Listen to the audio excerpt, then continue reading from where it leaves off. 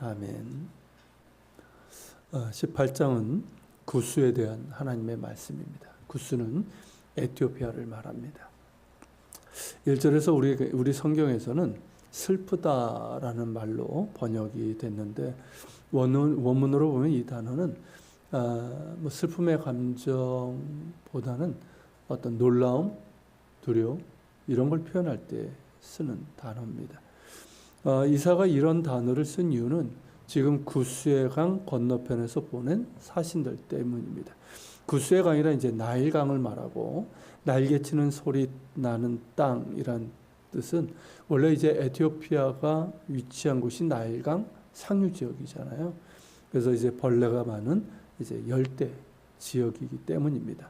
하지만 여기서는 나일강에 띄운 수많은 배들과 사신들을 태운 배들의 돛이 바람에 펄럭이는 그런 소리를 말합니다. 2절에서 보듯 구스, 에티오피아는 갈대로 만든 배를 띄워서 사자들을 나일강을 통해 유다를 비롯해 여러 나라에 보냈습니다. 이때는 이제 에티오피아가 애굽을 점령했을 때입니다. 주전 715년에 에티오피아 왕 피안키가 그 세력을 넓혀서 마침내 나일강 하류에 있는 이제 애굽을 정복을 하고 제25왕조를 열었습니다. 이후 세계 무대에서 주도적인 역할을 하고자 했고 유다를 비롯한 여러 나라에 사신을 보내어서 아수르에 대항해서 일어나면 우리가 도움을 주겠다, 제공하겠다 이렇게 이제 제안을 했습니다. 바로 그 내용입니다. 그러니까 구스가 보낸 사신들은 이제 유다와 여러 나라에 이제 그것을 전했고 그들 역시 사신들을 또 보내서 그렇게 이제 도움을 요청한 그런 것들을 보여주고 있어요. 그들은 말합니다. 너희는 민첩하게 강들이 흘러나누인 나라로 가되, 그러니까 나일강은 이제 상류에서 이 백나일강과 청나일강으로 이렇게 나눕니다. 그곳에 있는 이제 에티오피아의 수도로 가라는 것이죠. 그리로 가되 장대하고 준수한 백성 곧 시초부터 두려움이 되고 강성하여 대적을 밟는 백성에게로 가라는 것입니다. 장대하고 준수한 백성은 누굴 얘기냐면 에티오피아 사람들을 얘기합니다. 고대 근동 문헌에서 이게 에티오피아 사람들이 키가 큰 민족으로 등장을 합니다. 흑인들 중에는 키가 큰 사람들이죠. 그렇게 이제 구스의 사절단은 유다를 비롯해서 여러 나라로 갔고 그 말에 따라 그들 나라들은 사신들을 나일강 상류의 구스의 수도로 보냈습니다. 3절은 이제 화자가 이중적으로 나타나는데요. 우선은 이제 구스 왕이 선포하는 것으로 볼 수 있습니다.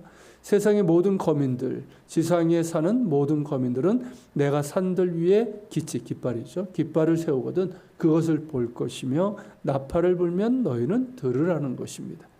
동시에 이는 하나님의 선포로 볼 수도 있습니다.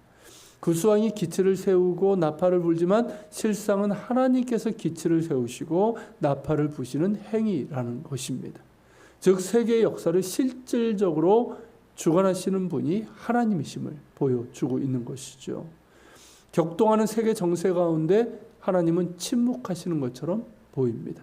4절에서처럼 하나님의 처소에서 조용히 감찰하시는 것처럼 그렇게 느껴집니다. 그러나 한여름에 내려쪼이는 강렬한 햇볕과 추수가 시작되는 가을의 더운 밤, 이제 이스라엘은 추수할 그때는 아직도 덥거든요. 그 가을의 더운 밤 이슬이 조용히 내려앉는 것처럼 하나님은 일하고 계시고 당신의 뜻을 이루어 가신다는 것입니다. 당시의 역사가 이를 보여주고 있습니다. 이제 아수르가 유다를 침공하잖아요. 그래서 예루살렘 주변에 견고한 요새들을 점령하고 예루살렘을 점령했을 때 구스는 아무 도움도 되지 못했습니다.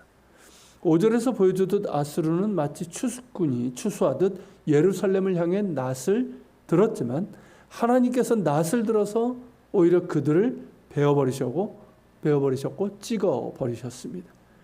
이는 열왕기하 19장 35절에서 증언하는 내용이죠. 그때 하나님의 사자가 아수르 진영에서 군사 18만 5천 명을 치셨고 아침에 일어나 보니 다 송장이 되어버렸습니다. 그 시체들은 산의 독수리들과 땅의 들짐승의 먹이가 되어 독수리들과 들짐승이 그것으로 이제 겨울을 날 수 있을 정도였습니다. 6절이 그걸 말씀하고 있는 거예요. 이 모든 일들을 행하신 분이 바로 하나님이십니다. 도저히 이겨낼 수 없었고 누구도 예상하지 못했던 그 일이 일어난 것입니다. 이 소식을 구스 역시 들었습니다. 이에 구스는 사절단을 보내 하나님께 예물을 드리고자 예루살렘에 이르게 됩니다. 7절 표현처럼 강들이 흘러나누인 나라에 장대하고 준수한 백성, 곧 시초부터 두려움이 되며 강성하여 대적을 받는 백성이 만군의 여호와께 드릴 예물을 가지고 만군의 여호와의 이름을 두신 곳 시온산에 이르게 됩니다. 구스의 이런 반응이 다른 나라들과는 다른 것이죠. 다른 나라들과는 달리 구스는 하나님의 권위를 인정하였고 예물을 드렸습니다. 그래서 심판을 면할 수 있었습니다. 이는 구스 안에 하나님을 경외하는 이들이 있었음을 알게 됩니다. 솔로몬 때에 시바의 여왕이 그의 지혜를 알고자 예루살렘에 찾아왔고 그때 하나님을 경외하는 신앙이 시바에 전달되었다고 합니다. 시바는 원래 이제 아라비아 반도에 이제 예멘과 에티오피아 지역에 있었던 그런 왕국입니다. 그러니까 이제 구스는 시바의 후예인 것이죠. 그리고 이제 에티오피아 사람들은 솔로몬과 시바의 여왕 사이에서 태어난 아들이 그들 왕국의 초대 황제가 되었다라고 지금도 믿고 있고 그에 대한 자부심을 갖고 있습니다. 그것이 어디까지가 사실인지는 확인하기는 어렵지만 분명한 것은 그때 여호와 하나님을 경외하는 믿음이 에티오피아에 전달이 되었고 그들은 이후에 하나님을 경배했다는 것이죠. 에티오피아에는 그래서 이제 그 이스라엘의 신앙, 그러니까 유대교 신앙을 간직한 채 살고 있는 사람들이 최근까지 있었고요. 그들이 바로 블랙주라고 불리는 에티오피아 유대인들입니다.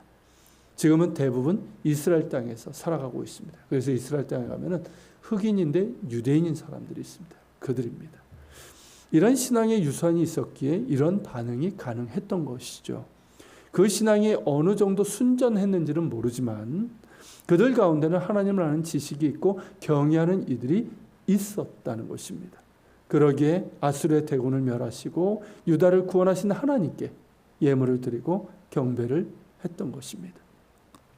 이런 에티오피아의 순종이 후에 더 큰 은혜로 주어지게 됩니다. 이를 이제 사도행전에서 우리가 확인할 수 있는데요. 사절단으로 온 에티오피아의 신하가 있었죠. 여왕 간닥의 국고를 맡은 넷이라고 되면 실제로 이제 신하입니다. 이 사절단으로 온 에티오피아 신하에게 초대교회 빌립 집사가 이사야서에 고난받는 종이 나사렛 예수이심을 깨닫게 해주게 되죠. 또 성령께서 역사하셨고 그리고 그 자리에서 세례를 베풀게 됩니다. 그래서 에티오피아에 예수 그리스도의 복음이 들어가게 됩니다. 그래서 아프리카 지역에 처음으로 복음을 받아들인 나라, 복음이 들어간 나라가 바로 에티오피아입니다. 지금의 에티오피아 정교회가 그 뿌리입니다. 이것을 통해 우리가 다시금 깨닫게 되는 것은 하나님께서는 그 택하신 백성들을 결코 외면하지 않으신다는 것이고요. 그리고 하나님을 아는 지식으로 경외하는 자들을 기억하신다는 것입니다. 침묵하시는 것 같으시나 역사를 주관하신 하나님께서 당신의 뜻을 이루어 가시며 그 가운데 당신을 경외하며 순종하는 백성들을 지키시고 은혜를 베푸십니다. 이것을 기억하며 오늘도 살아계신 하나님을 바라보며 또한 사랑하며 경외하는 거룩과 순종의 삶을 살아갈 수 있기를 바랍니다. 같이 기도합시다. 하나님, 오늘은 구스 에티오피아에 대해서 보았습니다. 지금까지는 교만하고 하나님을 경외할 줄도 모르고 돌이킬 줄 몰라 심판을 피하지 못했으나 구스는 그래도 그 가운데 하나님을 경외하는 자들이 있어 하나님의 큰 일을 행하심을 듣고 그렇게 예물을 드리며 경배했습니다. 그리고 하나님께서 기억하셔서 그 땅에 또 복음이 들어가게 하셨습니다. 하나님, 이 사실을 기억하며 비록 우리가 느끼기에는 침묵하시는 것 같으나 지금도 살아계셔서 일하고 계시고 당신의 뜻을 이루어 가시는 하나님이심을 기억하며 또한 당신을 경외하며 예배하며 순종하는 자들을 기억하시고 은혜를 베푸시는 하나님이심을 기억하며 오늘도 하나님을 경외하는 자로 합당한 삶을 살아갈 수 있도록 우리를 붙들어 주시고 인도하여 주시옵소서. 같이 기도하며 주 앞에 나아갑시다.